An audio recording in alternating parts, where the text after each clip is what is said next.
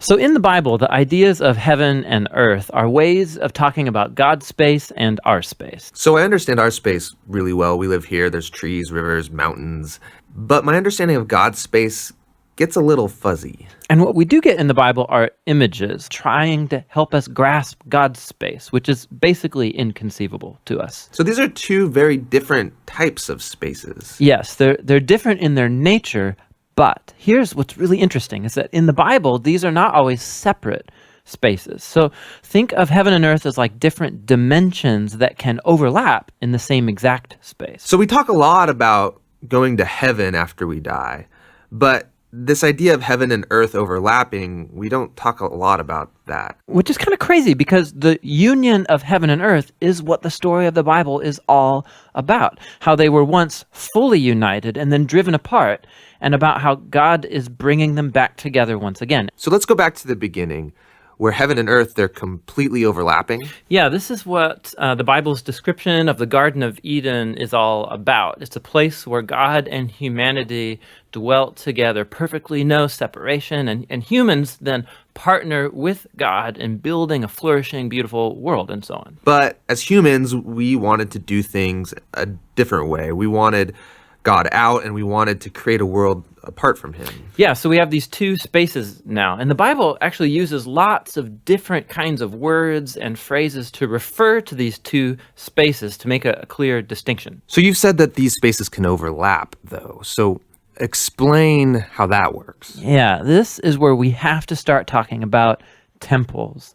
Because in the biblical world, you experience God's presence by going to a temple. That's where heaven and earth overlap. Now, there are two types of temples described in the Bible. One is a tabernacle, basically a tent that was built by Moses. And the other was this massive building made by Solomon. And these temples were decorated with fruit trees and flowers and images of angels and all kinds of gold and jewels and so on.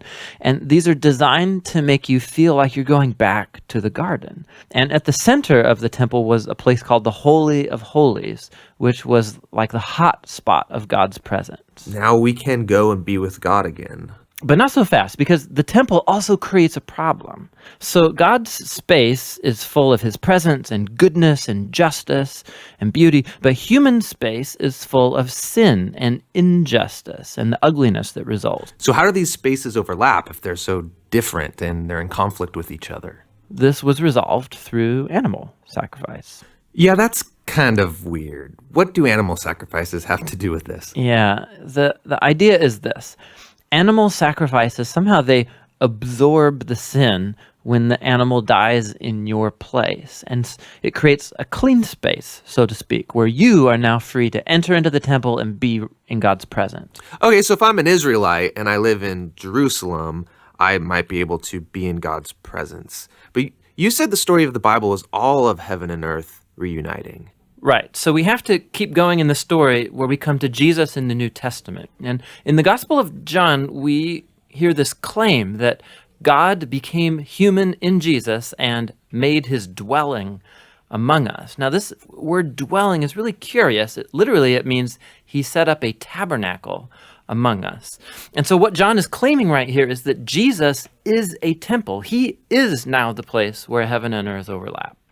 What's interesting about Jesus is that he isn't staying in this safe, clean space. He's running around hanging out with sinners. He's healing people of their sicknesses and forgiving people of their sins. He's basically creating little pockets of heaven where people can be in God's presence, but he's doing it out there in the middle of the world of sin and death. And he keeps telling everyone that the kingdom of heaven is at hand. And he even told his followers to pray regularly that God's kingdom come and that his will be done here on earth just as it is in heaven.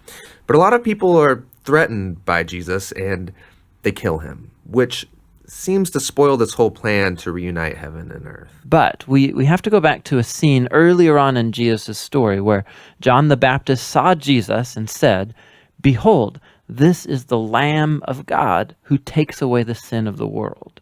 So Jesus isn't just talked about as being a temple, he's also talked about as being the temple sacrifice. Yeah, so the cross is now the place where Jesus absorbs sin to create a clean space that is not limited like animal sacrifices.